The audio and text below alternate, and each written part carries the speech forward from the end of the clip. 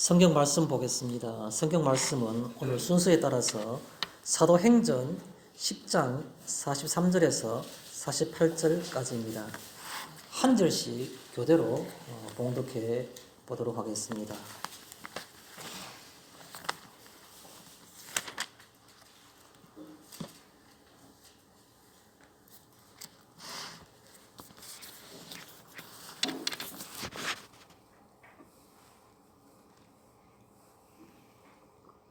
제가 먼저 43절을 봉독해 올리겠습니다.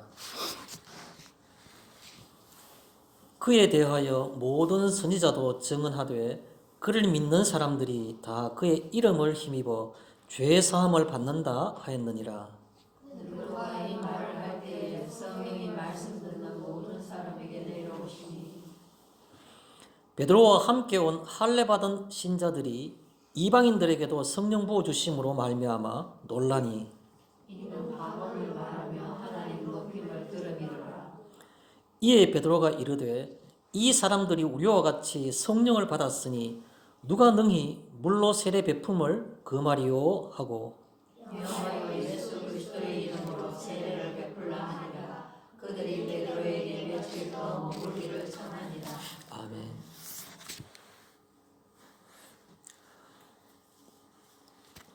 우리가 오늘 살펴본 이 사도행전 10장은 내용이 한 가지 내용으로 되어 있습니다. 굉장히 기성전결이라 해야 될까요? 내용이 아주 간결하면서도 일관성 있게 한 사건에 대해서만 얘기하고 있습니다.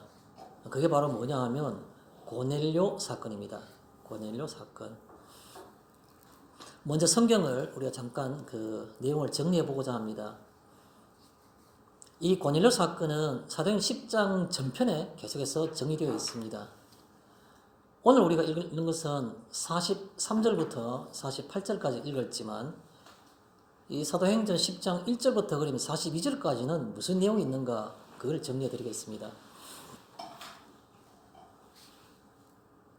가이사라라는 지방이 그 이스라엘에는 있습니다.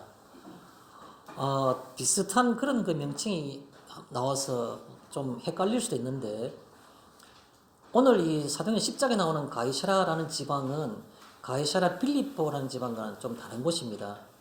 가이사라 빌립보라는 것은 그 헬몬산 기슭에 있는 그런 내륙에 있는 도시고 산기슭에 있는 것이죠. 그런데 이게 오늘 여기 나오는 가이사라라는 곳은 해변에 있는 해변 항구 도시입니다. 어디 있냐니까 이스라엘에 이렇게 있으면 이스라엘의 북서쪽, 이스라엘의 남동쪽에는 소위 말해서 그 갈릴리 바다가 흘러들어가는 저 아래 내려가는 사해가 있고 갈릴리 호수, 요단강, 갈릴리 바다는 물론 위에 있지만 갈릴리 바다에서 요단강을 흘러서 쭉 내려가면 나중에 사해라는 곳에 물이 흘러들어가게 되죠. 그 사해는 이스라엘의 남동쪽 저 아래쪽에 있는데 오히려 그 반대편인 북서쪽 해변에 보면 BC 대략 한 20년 전으로 시작하는 것은 BC 22년에 시작됐다 하지만 다 만드는 것은 여러 해가 걸렸기 때문에 그냥 단순히 기원전 20년쯤에 그 헤롯 왕, 물론 헤롯 왕도 설명하자면 굉장히 많습니다. 예수님이 태어날 때 그때 헤롯 왕이 있는가 하면 헤롯 왕가에서는 아켈라오죠. 그 다음에 예수님이 활동하실 때 있었던 것은 바로 헤롯 안디바죠. 그러나 이 헤롯의 가문에 아킬레오나 그렇지 않으면 헤롯 안디바 그렇지 않으면 그 이두메 지역을 다스렸던 헤롯 빌립 이런 가문들의 제일 아버지가 되는 사람이 바로 헤롯 대제라는 게 있었습니다. 그 헤롯 대제가 헤롯 가문의 가장 그 첫 번째 사람이라고 볼 수 있는데 그 헤롯 대제가 로마에게 이스라엘이 AD 60년, 65년쯤 됐습니까? 65년에, 63년인가? 정확하게 사실 없네요.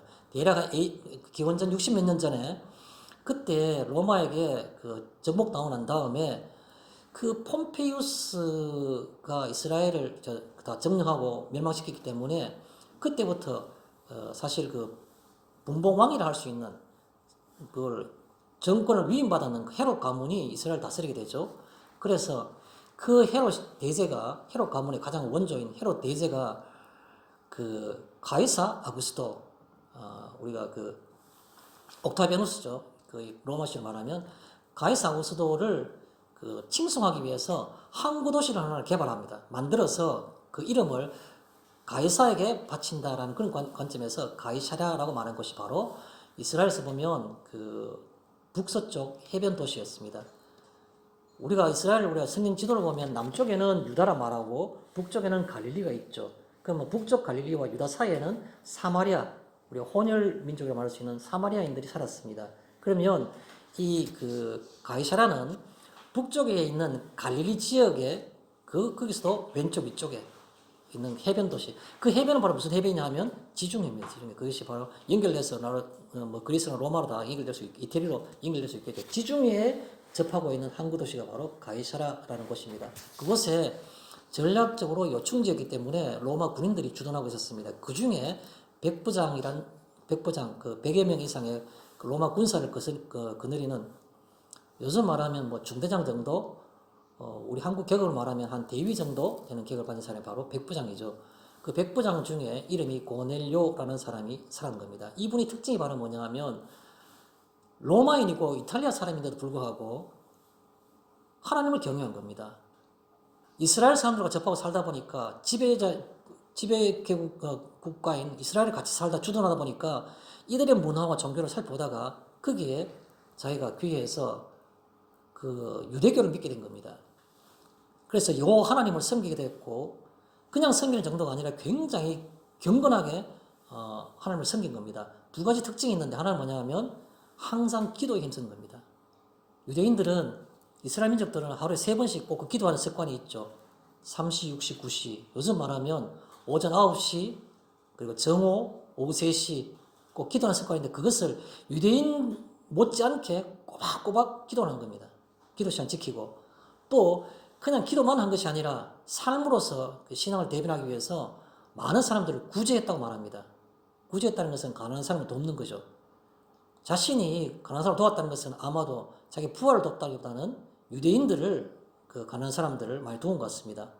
또 회당도 지어주고 할 수 있는 모든 걸 다 한 겁니다. 그래서 많은 유대인들로부터 칭송을 받았던 그런 이방인인 고넬료라는 사람이 살아난 겁니다. 근데 그 사람이 하루는 기도를 하는데 제9시 기도 시간에 오후 3시쯤 기도하러 갔는데 하늘에서 음성이 들려서 무슨 말이 들리냐면 너 기도와 구제를 하나님께서 받으셨다. 너는 지금 사람을 보내서 욥바라는 곳에 가게 되면 거기에 그 가죽을 손질하는 무두장이 그 시몬이라는 사람이 있는데 그곳에 있는 베드로를 청하여 와서 말을 들으라는 말씀이 있게 된 겁니다. 그러니까 그가 깜짝 놀라가지고 자기 집에 있는 하인 2사람과 자기 부하 중에서 경건한 사람 1사람, 3사람을 보내는 겁니다. 그래서 아마 이 사람들이 그때는 이미 오후 3시고 결심하고 보내기에는 이미 해가 질 때쯤 되니까 아마 그 다음날 보냈겠죠. 그래서 그날 아침 일찍이 3명을 보낸 겁니다. 근데 이 사람들은 아침 일찍 동이 트자마자 가서 열심히 걸어가지고 거의 저녁 무렵쯤 되어서 욥바라는 항구도시 똑같이 지중해에 연안인데 이 가이사라는 약간 북쪽에 있고 욥바는 약간 남쪽에 있습니다. 같은 해안가에 있는 지중해 해안가에 있는 항구도시입니다. 거기에 예수님의 그 제자 베드로가 그곳에 머물고 있었는 겁니다. 세상을 보낸 거죠. 그런데 그 사람들이 와서 오고 있는 도중에 이 베드로는 또 12시에 정각에 제6시 기도 시간에 기도를 한 겁니다. 그때가 정오기 때문에 점심쯤 밥을 먹을 때쯤 돼서 많이 시장할 때인데 하늘에서 환상이 보이는데 큰 보자기 같은 것이 내려오는데 그 속에 들짐승들, 4발 가진 들짐승들과 그리고 땅에 기는 것들, 아마 벌레들 얘기하겠죠? 벌레들. 그리고 공중에 나는 것들이 그 속에 가득 들은 겁니다. 그런 다음에 음성이 들리기를 베드로야, 내가 그것을 먹으라 말한 겁니다. 그래 베드로가 주여 내가 그 속된 것을 소위 말해서 유대인들은 가리는 음식들이 있죠. 레위기스라든가 보면 정확하게 가리는 것들이 나옵니다. 그래서 돼지고기도 안 먹고 그런 게 있죠. 그런 속된 것들 내가 먹지 않았나이다 말하니까 내가 깨끗하게 했으니 먹으라라 말한 겁니다. 똑같은 것이 3번을 반복하는 겁니다. 계속해서 베드로는 계속해서 못 먹겠습니다. 그러고 하나님은 내가 깨끗하게 했으니 먹으라고 말하는 겁니다. 그리고 그것이 끝나고 난 다음에 베드로가 이상 여기고 있는데 얼마 후에 집에 문 두드리는 소리가 들리고 이 집에 베드로라는 사람이 있느냐라고 사람이 찾는 소리가 들리는 겁니다. 이방인들을 이 유대인들은 선민인 자기 집에 드리는 것을 부정하게 생각했기 때문에 베드로가 밖에 나가서 물었겠죠. 내다 왜 왔느냐 하니까 자초정을 얘기하는 겁니다. 그러니까 베드로가 하나님께서 보낸 자라는 것을 이미 들었기 때문에 보자기에 세 번 오락내락 하는 다음에 네게 찾는 사람이 있을 것인데 그것을 내가 보낸 자라는 음성을 들었기 때문에 두말하지 않고 받아들입니다. 이미 저녁 해가 질 때쯤 되니까 따라갈 수는 없었고 그들을 하룻밤 그 무두장이 시몬의 집에서 같이 잠을 잔 다음에 그 아침에 이른 아침에 일찍이 길을 떠난 겁니다. 몇 명이 떠났냐 하면 10명이 떠난 겁니다. 그 고넬료가 보냈던 사람 3사람 그리고 베드로와 함께 있던 그 유대인들 할례 받은 사람들 6명이 같이 떠난 겁니다.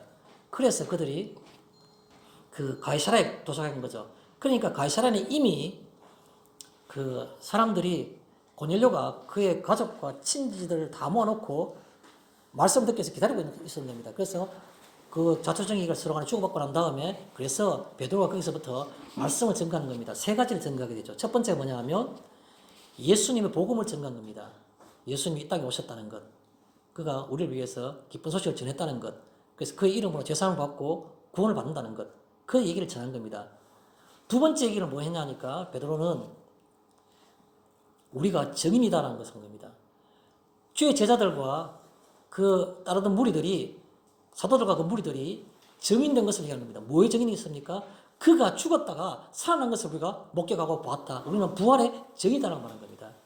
이 땅의 삶이 끝이 아니고 하나님은 우리에게 하나님 나라를 우리에게 허락해 주셨는데 그 하나님 나라는 바로 우리가 이 땅에서도 하나님의 통치 아래 살아가는 것이요.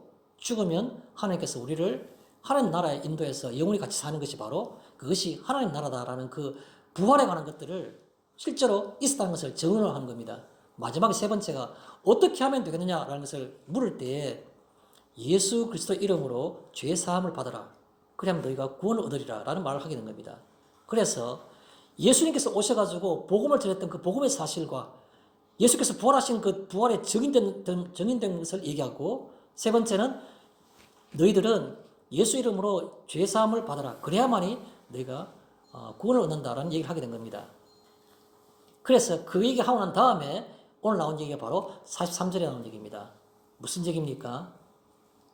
그에 대하여 선지자들도 모든 선지자들도 증언하되 그를 믿는 사람들이 다 그의 이름을 힘입어 죄사함을 받았느니라 하는 그 말이 요약된 겁니다. 베드로가 이 말을 할 때에 제가 방금 소개했는 요약된 이 부분입니다. 베드로가 이 말을 할 때에 성령이 말씀 듣는 사람들에게 내려오시니 베드로가 이 말하고 있는데 그때 하늘로부터 성령이 내려와가지고 말씀 듣는 사람들에게 성령이 나타나는 겁니다. 어떻게 하는 겁니까? 베드로와 함께 온 할례 받은 신자들이 이방인들에게도 성령 부어 주심을 보고 놀라니 왜 놀랐을까요? 이런 현상이 있었습니다. 첫 번째가 방언을 말했다는 겁니다. 이들이 옛날 오순절에서 그때 하나님께서 성령을 막 내려주실 때 받았던 것과 똑같은 방언을 한다는 겁니다. 그리고 하나님 이름 높임을 들었더라. 성령 충만한 사람들, 성령 세례받은 사람들의 공통된 현상 중 하나가 바로 뭐냐면 하나님이 그렇게 존귀하시고 그렇게 아름다우시고 그렇게 귀할 수가 없어요. 그게 입으로 고백하는 거예요. 그게 공통된 겁니다. 하나님만이 홀로 높고 존귀하시다고 그 고백하는 것들은 공통된 현상입니다. 그것을 들은 겁니다.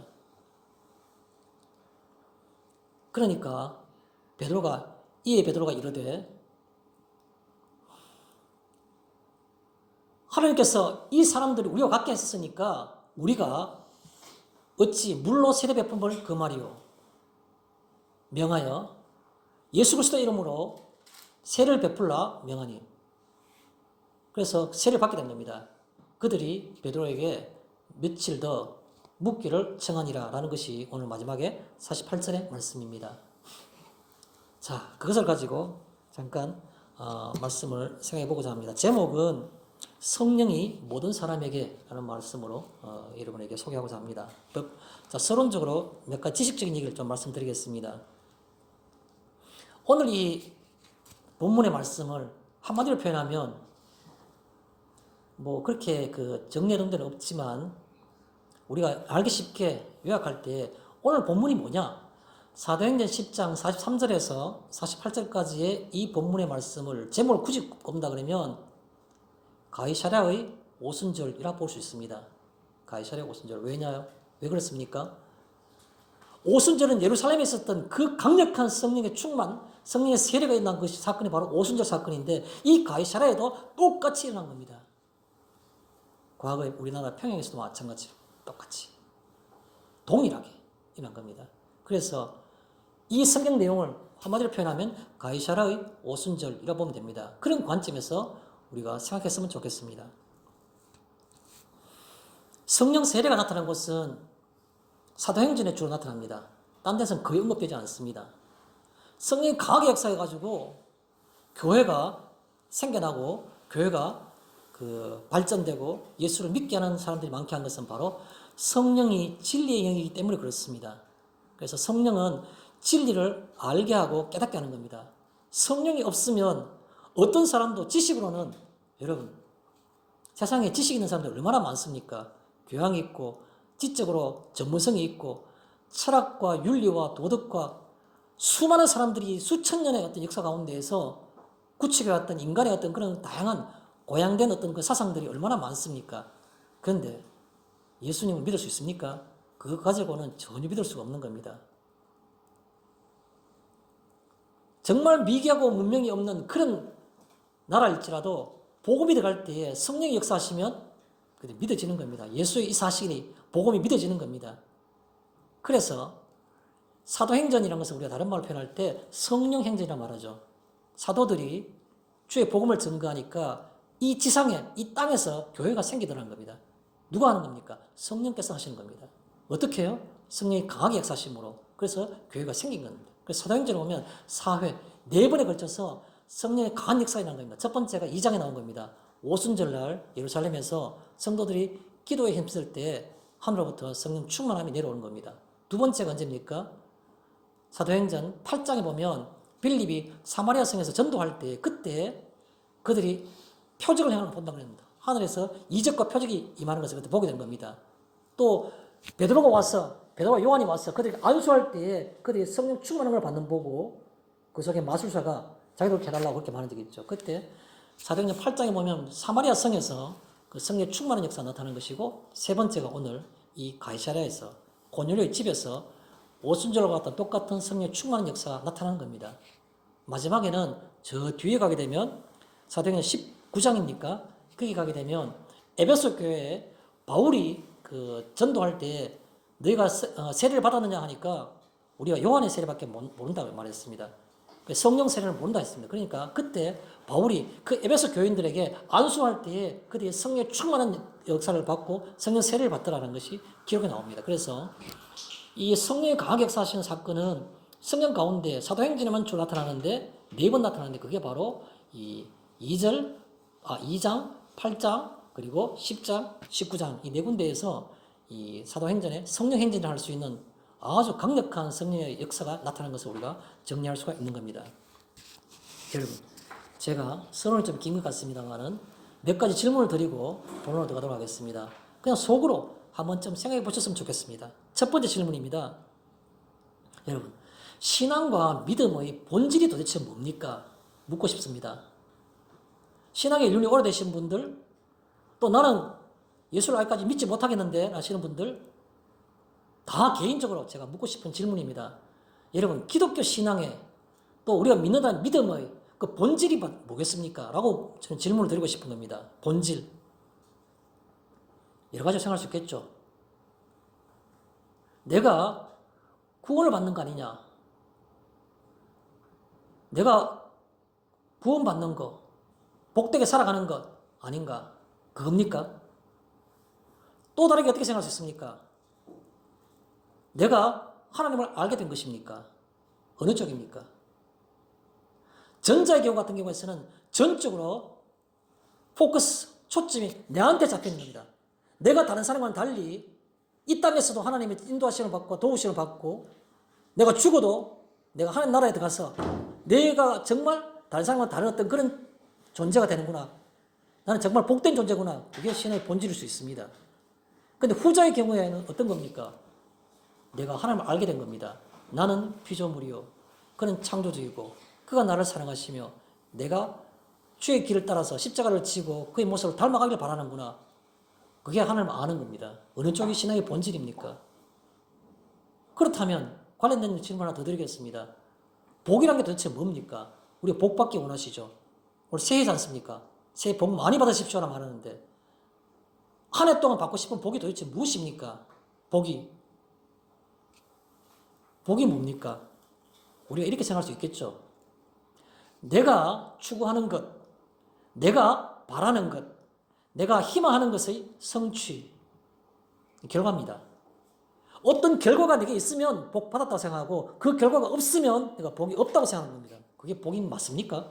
저는 그렇게 질문을 드리고 싶습니다. 결과 맞습니까? 라는 겁니다. 그러면 또 다른 관점에서는 어떤 것이 복입니까? 무엇 때문에 교회를 나오십니까? 결과입니까? 상태입니까? 성취입니까? 내가 그 안에 있음입니까? 어느 쪽입니까? 그리고요.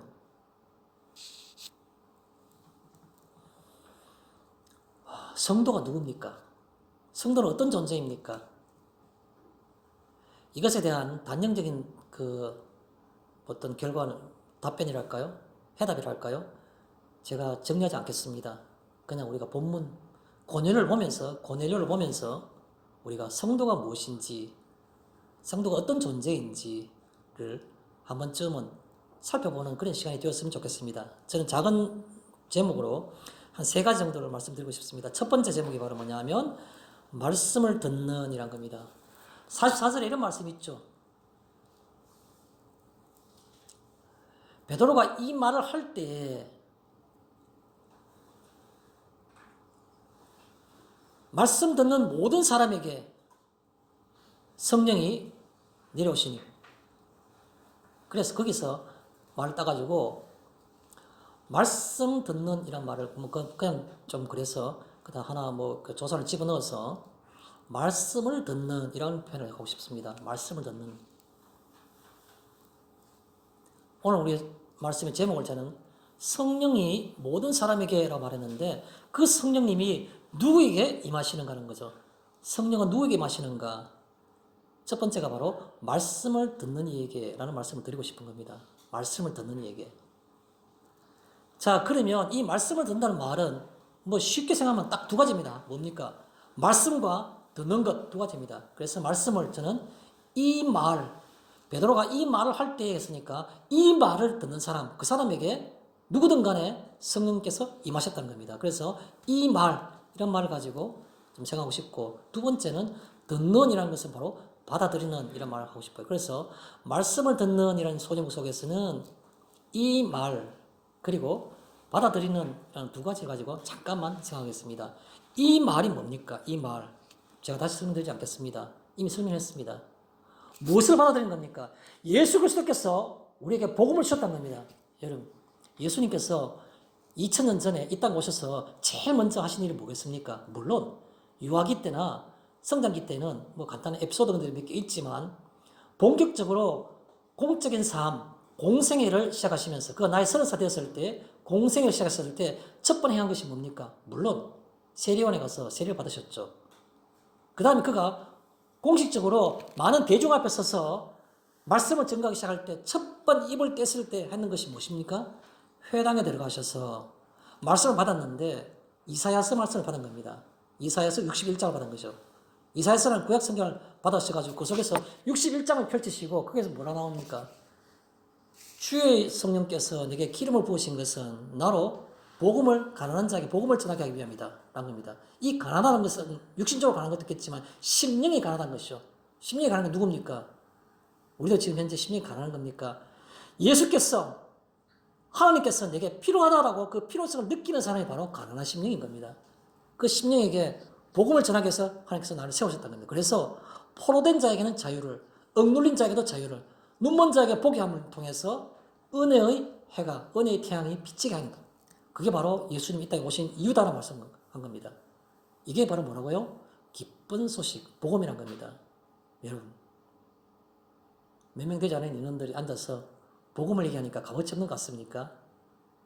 무엇과도 비교할 수 없는 두렵고 떨림으로 밖에 받을 수 없는 것이 바로 복음인 것입니다.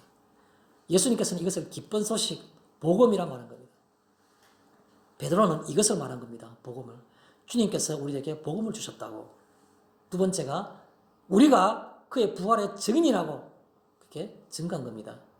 만약 세 번째로 그의 이름으로 죄의 용서함을 받으라라고 말한 겁니다. 그래서 돌아가서 성령이 모든 사람에게 내리셨는데 누구에게요? 말씀을 듣는 자에게. 어떤 사람에게요? 첫 번째가 말씀을 듣는 자, 첫 번째가 이 말을 듣는 자. 이 말 뭡니까? 예수님이 오신 것이 복음이며 그가 부활하신 것을 우리가 믿게 되고 또 내가 죄의 사함이 필요하다는 것을 인식하는 이 사람은 이 조건만 맞으면 성령이 누구에게든지 임하신다는 겁니다. 교회 오래된 장로님이나 권사님이 성령 받으시는 건가요? 충만히 받으시는 건가요? 아니요. 이 세 가지 조건만 만족하면 나는 예수가 누군지도 몰라도 이것만 받아들이면 성령이 임하신다는 겁니다. 그가 우리 가운데 역사하신다는 겁니다. 자, 그 다음에 받아들이는 이란 말은 무슨 말이겠습니까? 받아들이는 말은 믿고자 하는 내 심령은 나는 도대체 내가 가지고 있는 세상적인 지식으로는 도무지 합리적이지도 않고 이성적이지도 않는 이 사실이 어쩐지 내 마음속에서 믿겨지는 수가 있는 겁니다. 성령께서 역사하시면 믿겨지는 겁니다. 이게 진짜일 수 있다는 생각이 드는 겁니다. 그런데 믿기지 않아도 믿고 싶은 생각이 있으면 그것이 바로 받아들이는 이란 겁니다. 아마도 고넬료의 그 가정에 모였던 수십 명의 그 가족들과 친지들이 하나같이 다 성령의 충만을 받았는데 그 속에서는 다 같이 뜨거워서 다 믿어졌겠습니까? 제가 볼 때는 그럴 수도 있지만 혹여 그렇지 않은 분도 있으시라고 생각합니다. 믿어지는 분들이 많았겠지만 나도 이거 믿을 필요가 있겠어 라는 필요성을 느끼는 사람들, 그것들이 전부 다 뭡니까? 말씀을 듣는 이란 말 속에서 받아들이는 이란 것을 생각할 수 있습니다. 자, 두 번째로 가겠습니다. 두 번째는 45절에 있는 말씀입니다. 이방인들에게도 성령 부어주심을 보고 놀라니. 이방인들에게도 누굽니까? 앞에 표현이 나옵니다. 45절에 베드로와 함께 온 할례 받은 신자들이, 그 누구를 가리킵니까? 유대인들입니다. 유대인들은 태어나자마자 8일 만에 다 할례를 다 받습니다. 그러다 보니까 베드로와 함께 온 6명들, 베드로 포함해서 7명이 볼 때에는 자신들은 유대인이고 할례를 다 받은 사람들인데 이 할례 받지 않은 사람들, 무슨 말입니까? 하나님의 백성이 아닌이라는 뜻입니다. 하나님의 백성이 아닌 사람에게, 그게 바로 이방인에게도 오라는 것입니다. 언제 성령이 내렸습니까? 이때까지는 오순절날 예루살렘에서 그리고 사마리아 성에서 둘 다 성령이 충만하게 임할 때 이들이 주의 이름으로 회개하고 그 세례를 받을 때 그 이후에 하늘로부터 성령이 충만하게 임한 겁니다. 예수님도 언제 성령이 임했습니까? 예수님이 공생에 처음 시작하실 때 그냥 하나님의 아들인 예수님조차도 그가 복음을 전가할 때에는 능력이 필요했기 때문에 세례요한에 가서 세례를 받은 겁니다. 요단강에서 세례요한이 내가 세례를 받아야 되는데 어떻게 이렇게 할 수 없습니다. 합력하여 선을 이루라. 그래서 세례요한이 순종하는 차원에서 예수님의 머리에 침례를, 즉 세례를 한 겁니다. 하니까 그때 하늘이 열리고 하늘에서 성이 강하게 예수 머리에 임하는 것을 말씀을 보게 된 겁니다. 예수님조차도 공생을 시작할 때 주의 진리의 말씀을 전가할 때에는 진리의 영의 성령의 충만하심이 필요했던 겁니다. 그런데요, 이 사람들 한번 보십시오. 예수님도 세례 후에 성령을 받았고 오순절날과 사마리아성에서도 세례 후에 성령이 내렸는데 이 특이한 사항은 바로 뭡니까? 오늘 10장에 보면 세례를 받지 않았어요. 여기까지. 베드로의 말을 듣고 있는데 그때에 세례받지 않은 이 사람들에게, 이방인들에게 성령이 임한 겁니다. 교리적으로 어떻게 설명해야 되는 겁니까? 이방인에도 하나님의 뜻은 하나님의 자유로움 속에서 이루어진다는 겁니다. 사람은 이해할 때 결과를 보고 항상 이래서 하나님의 뜻은 이렇게 진행되는구나, 하나님의 어떤 그 과정은, 하나님의 어떤 그 절차는 이렇게 되는구나, 사람의 생각일 뿐입니다. 하나님은 자유스럽게 그들에게 그 심령을 보고 하나님께서는 그들에게 성령을 주신 겁니다. 강하게. 이방인에게도라는 말은 무슨 말입니까? 율법에서 복음으로라는 뜻입니다. 율법에서 복음으로. 사람들은 항상 하나님 뜻은 이렇다라고, 이렇게 성령이 하나님 도리라고 그렇게 말하면서 그 속에다가 집약하고 그에 따르지 못하면 마음이 아파하는 겁니다. 그건 맞습니까? 그렇게 하면 바리새인들 다 위인들이고 다 훌륭한 사람들이어야 되는데, 그 바리새인보다도 하나님께서는 고개를 들지 못하고 기도하는 그 세리를 향해서 그가 더 의롭다고 말하는 것입니다. 우리가 인간이 세워놓은 그 교리와 그 과정과 어떤 절차들이 완전한 겁니까? 사람이 만든 것입니다. 아무 의미가 없는 겁니다. 이방인에게도 하는 말은 무슨 말입니까? 지금부터는 율법이 아닌 복음이라는 뜻입니다. 율법이 아닌 복음. 율법으로부터 복음으로. 그 뜻입니다. 우리는 어느 틈에 교회 생활을 오래 하면 할수록 교회는 이렇게 해야 돼 라는 것을 하겠지만, 하나님은 자유스럽습니다. 믿음과 성령의 충만과 감동하신 가운데에서는 합력한 선을 이루시는 겁니다. 무엇을 가지고 자꾸 자기 신앙을 가지고 뭔가 그 우월성을 자꾸 확인하고 싶어 하는 겁니까? 나는 이렇게 하니까 이렇게 하지 못한 사람보다 우월하다고요? 바리새인이 뭐가 다릅니까? 그게? 그렇지 않습니까? 하나님은 세례받지도 않았는데, 예수님조차도 세례받고 난 다음에 성령이 임하셨는데, 여기 하나님은 세례받지도 않은 이방인들에게 그냥 지금부터는 율법이 아닌 복음이란 겁니다. 기쁜 소식이란 겁니다. 억눌린 자, 주를 알지 못하고 진리를 모르는 자들에게, 그에게 자유를 주시기 위해서, 포로된 자에게 자유를 주시기 위해서, 보지 못하는 자들에게 보게 하기 위해서, 그래서 은혜의 해를 비추기 위해서, 그래서 예수는 오신 겁니다. 그래서 그것이 중요하지 않은 겁니다. 하나님은 파격적으로 세례를 받지 못한 자들에게 성령을 주신 겁니다. 하늘부터 강력하게. 베드로가 깨달은 겁니다. 이에 베드로가 이르되, 뭐라 말한 겁니까?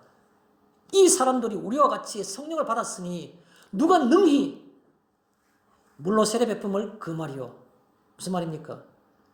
세례를 받지 않은 사람들에도 이렇게 임하고, 이방인들도 할례 받지 않은 사람들이 이렇게 하는데, 하나님의 뜻인데 우리가 거기에 대해서 무슨 이론으로, 무슨 기준으로 이거는 정상적인 세례가, 정상적인 성령이 아닌 것 같다라고 말할 수 있겠습니까? 세례 안 받았는데 어떻게 성령이 임할 수 있느냐?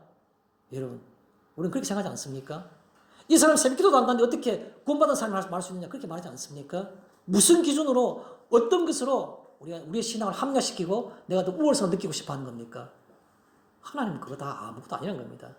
율법이 아닌 복음으로 라고 말씀하는 겁니다. 성도의 삶이 뭔 겁니까? 복음 안에 살아가는 겁니다. 율법 안에 살아가는 것이 아니란 겁니다. 그래서 첫 번째가 율법에서 복음으로 라는 뜻입니다. 그러면 복음은 바로 뭐겠습니까? 거기에 있는 사람들, 베드로와 함께 온 할례 받은 신자들이라고 말할 때 그 대조되는 사람들은 바로 이방인들입니다. 이방인들은 뭐 하는 겁니까? 그런데도 불구하고 똑같이 우리와 같이 성령이 임하는 걸 본 겁니다. 그럼 그 속에 같다는 공통점이 뭐겠습니까? 바로 심령의 할례를 받았다는 겁니다. 마음의 할례를 받았다는 겁니다. 마음의 할례. 하나님 앞에 써야만 되고, 하나님께 돌아가야 되고, 내가 회개해야 되고 라는 그런 마음의 할례, 그 필요를 인식한 겁니다. 나는 예수를 믿은 지 한 달밖에 되지 않아요. 나는 예수를 믿은 지 60년이 되었어요. 그것은 외형적인 겁니다. 할례 받은 현직과 똑같은 겁니다. 할례 받은 지 태어난 지 8일 만에 할례 받은 사람이나 할례 받지도 않은 사람들이나 무슨 차이가 있습니까? 성령 받음에 임해서. 마음의 할례가 중요한 겁니다. 나는 필요하다고. 예수 그리스도가 내게 필요하다고. 이 큰 의식이 바로 우리에게 중요한 사실인 겁니다. 자, 두 번째, 이방인에게도라는 말을 생각할 때 내게도라는 겁니다. 내게도. 여러분, 우리는 이방인이지 않습니까?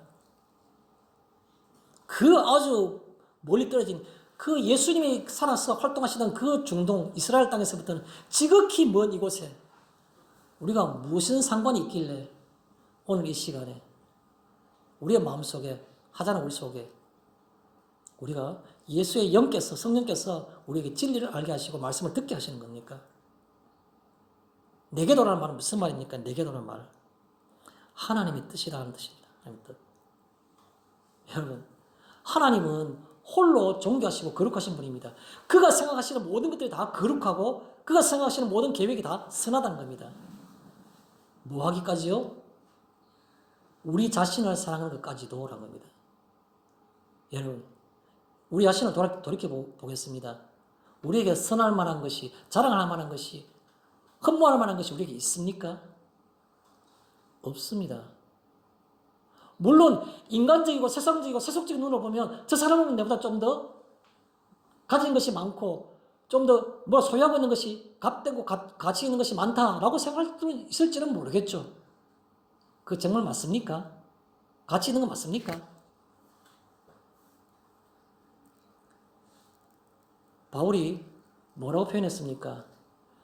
고린도 교회에 편지하기를 고린도전서 15장에 보면 고린도전서 15장에 원래 우리가 성경적으로 분류할 때 부활을 증가하는 장이라고 부활장이라고 별명이 붙어 있죠.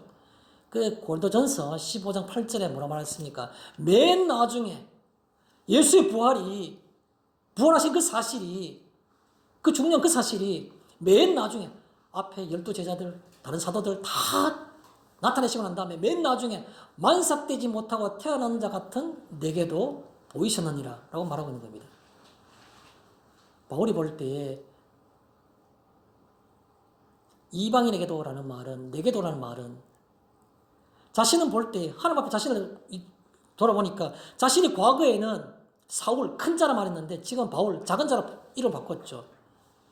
옛날 자기가 스스로 크다고 생각할 때 무엇이 근거가 됐습니까? 어떤 누구도 따라올 수 없는 자기의 신분적인 귀함이 있었던 겁니다. 태어날 때부터 로마 시민권을 갖고 있었던 겁니다. 나중에 여러분 사도행 뒷부분에 보면 그 바울이 압송될 때 그를 압송하던 천부장이 백부장도 아니고 천부장이 자신은 굉장히 많은 돈을 주고 로마 시민권을 샀다 말했는데 바울은 나는 태어날 때부터 시민권을 가졌다라고 말한 겁니다. 어마어마한 것 같은 권리를 갖고 있는 겁니다. 신분 자체가. 그것뿐인가요? 그 당시에 유대인들이 가장 존귀하게 생각하고 가장 가치 있게 생각하는 그 율법의 가장 큰 스승 가말리엘이라는 그 스승 교법사 가말리엘 그 문화생이었던 겁니다. 그리고 태어날 때부터 가장 이스라엘 민족 중에서 가장 존경받는 그 같은 부류 바리새파 바리새인 중에 바리새인이었습니다. 바리새인 중에 바리새인이요 가말리엘 문화생이요 날 때부터 로마 시민권을 갖고 있는 그 바울이었지만 그가 맨 나중에 예수께서 부활하신 예수님께서 내게 그 부활을 내게 보이셨는데 만삭되지 못하고 태어난 자 같은 내게도 보이셨느니라 말한 겁니다. 그는 예수 그리스도를 알고 난 다음에 그가 성도들 가운데 지극히 작은 자보다 더 작은 나에게 라는 표현을 한 적도 있고 나는 죄인 중에 괴수라 말한 적도 있지만 이 이스라엘에서 정말 더 이상 자기를 비할 수 없는 어떤 표현들 팔푼이 제대로 인간이 아닌 그런 존재 그 같은 그런 존재라 느끼게 하는 겁니까? 내게도라는 겁니다. 성령께서 임하시는 건 누구에게 임하시는 겁니까? 외부의 조건이 아니요. 하나님의 그 거룩하시고 선하신 뜻은 바로 뭐냐 하면 나같이 이 보잘것없고 아무것도 없는 그게 바로 하나님의 거룩하시는 겁니다. 하나님 뭐 때문에 거룩하십니까? 인간의 조건을 안 보신다는 겁니다. 하나님은 선하시다 그러는데 하나님 뭐 때문에 선하신 겁니까? 나 같은 것을 사랑하기 때문에 하나님이 선하신 겁니다. 무슨 조건으로 저를 사랑하신 겁니까? 여러분을 사랑하신 겁니까?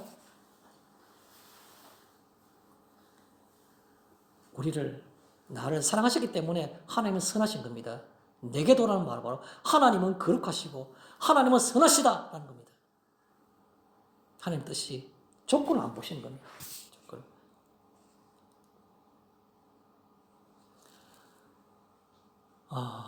시편 17편 7절인가 보면 이런 말이 있습니다. 그의 기이한 빛을 나타내셨도다. 그런 말이 있어요. 아무리 생각해봐도 내가 예수 앞에서 구원받을 만한 존재가 아니고 내 속산을 보니까 더더욱이 그런데 그런데 어떻게 이 수많은 인생 가운데 내게 예수를 알게 하셨는지 그 사실이 뭡니까? 기이한 일입니다. 기이한 일. 그 기이한 빛을 내게 보이셨다는 겁니다. 그 시편 17편은 다윗입니다. 자기 형들 엘리압부터 시작해서 엄청나게 사무엘이 깜빡 넘을 정도로 그 이새의 집에 가서 하나님의 음성을 듣고 기름 부어서 왕을 삼을 할 때에 이스라엘 향해서 아들을 데려오라 하니까 매명의 장자 보니까 얼굴이 아름답고 임금대에 충분했는데 그 위대한 선지자 사무엘도 그 장자 엘리야에게서 기름 부으라 할 때에 하나님은 아니다. 나는 외모를 취하지 않고 중심을 본다라고 말한 겁니다. 다윗이 맨 막둥이 찌질이 같이 서열에 끼울지도 못하고 들에서 그냥 양치고 있는 그가 오기 전까지 내가 식탁에 앉지 않겠다고 사무엘이 말 불러오라고 합니다.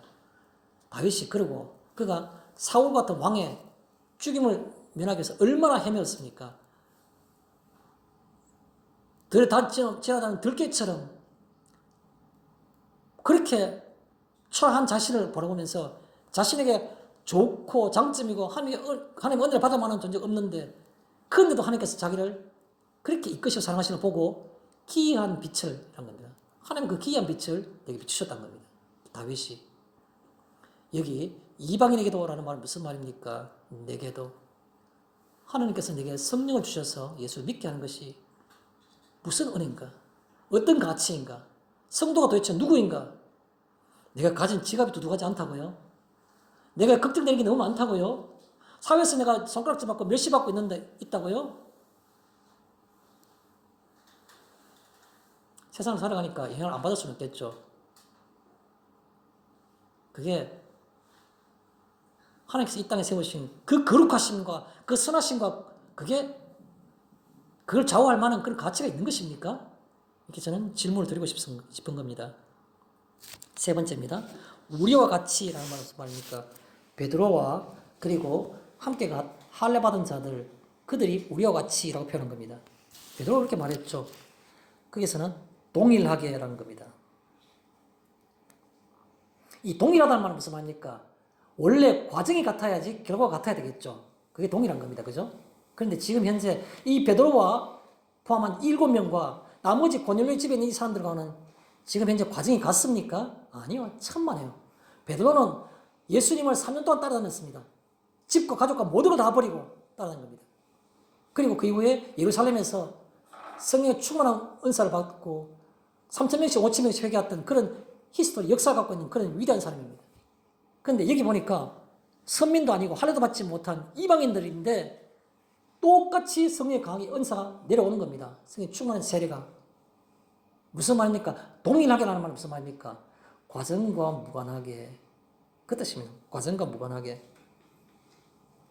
이 모든 과정에 생략되었던, 없었던 그 말입니다. 저는 동일하게라는 말 속에서 우리에게 적용할 때는 없었던 이라는 말을 붙이고 싶습니다. 없었던. 우리에게 예수의 은혜를, 복음을 받을 만한 그런 과정과 그런 가치와 그런 어떤 것들이 기초가 있었습니까? 아니요. 없었던 겁니다. 그래서 마음이 감동이 되고 은혜인 겁니다. 복음이 은혜인 겁니다. 없었던 것입니다. 우리는 이방인과 같아요. 이방인들에게도라고 말하는 그 베드로와 그에 함께 간 사람들이 이방인들에게도라는 말씀은 우리에게도 말은 우리와 같이라는 말은 무슨 말입니까? 과정이 우리와 달랐다는 겁니다.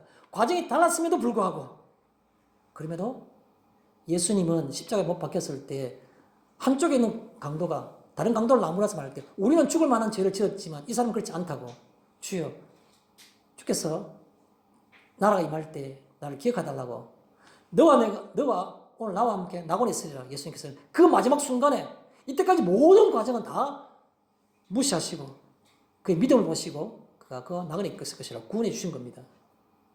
우리 여기서 동일하게라는 말은 무슨 말입니까? 없었더니라는 겁니다. 그 앞에 더 붙여서 뭐입니까? 내게는 없었더니 우리는 베드로와 또 그에 따라온 온 사람들과는 전혀 다른 길을 걸었습니다. 그럼에도 불구하고 동일하게 우리와 같이라면 동일하게 과정이 없었던 내게도 그 뜻인 겁니다.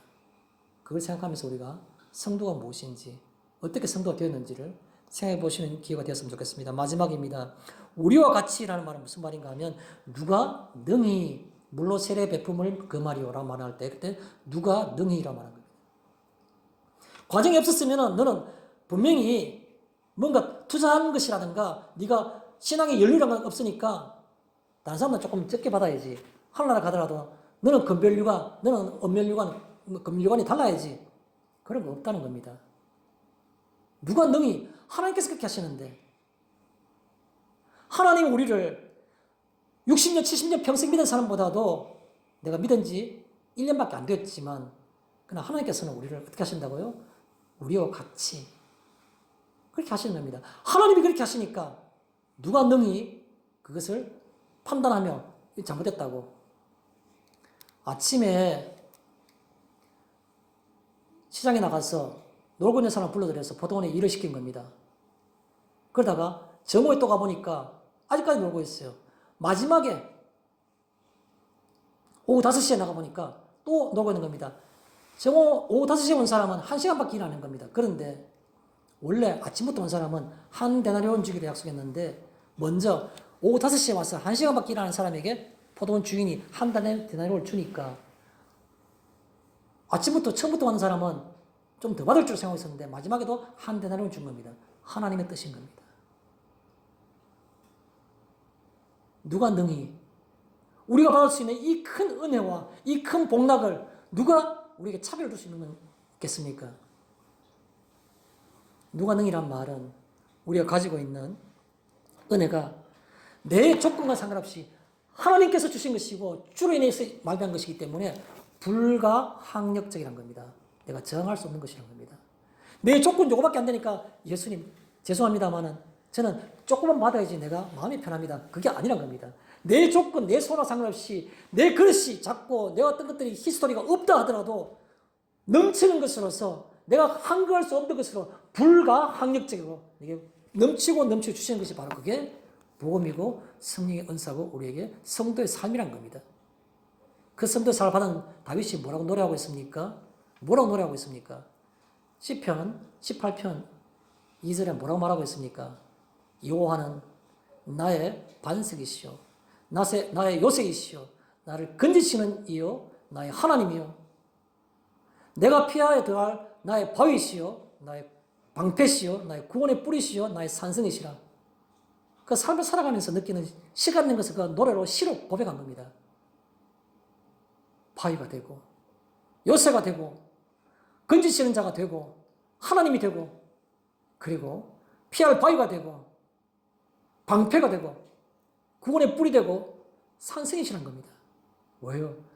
그 넘치는 은혜, 불가항력적인 은혜를 느낄 때에 부를 수 있는 그 노래와 시가 바로 그 시편 18편 2절인 겁니다. 그러면 이 땅 가운데 살아갈 때 불편함이 많죠. 물질도 부족하고 건강도 부족하고. 그런데 하나님께서 주시는 것들은 바로 마치 죄의 속박에서 벗어나는 것 같은 자유함이 우리에게 있다고 말씀하셨습니다. 너에게 자유함을 주러 오셨다고 말씀하셨습니까? 예수님께서는 그 자유, 포로된 자에게 자유를 준다 했습니다. 죄의 속박으로부터 풀어날 수 있는 자유. 새가 마치 세상 속에서 벗어났을 때 어떻게 되는 겁니까? 그 흑공을 창공을 마음껏 날아가는 그 새의 날갯짓, 새의 날개 속에 있는 그 자유로움, 그게 바로 우리의 삶이란 겁니다. 나는 독수리가 아니라서 참새라서 비둘기라서 하찮은 겁니까? 마음껏 주어주신 그 창공의 자유를 누리며 살아가는 것이 바로 하나님 앞에서의 성도의 삶이란 겁니다. 그래서 요한복음 8장 32절입니까? 뭐라고 말하고 있습니까? 진리를 알지니, 예수 그리스도를 우리가 안다는 것, 진리는 예수님이죠. 진리를 알지니 진리가 너희를 자유케 하리라. 내가 예수를 제대로 안다 그러면 우리의 삶 속에서는 나를 속박하고 있는 근거가 돈과 모든 명예와 이런 모든 것들이 나를 속박할 수가 없다는 겁니다. 주께서 주시는 그 무한한 자유 속에서 우리가 하늘을 날아가며 주의 품 안에서 살아간다는 겁니다. 그것은 자유함이요 무한함이란 겁니다. 말씀 마치겠습니다.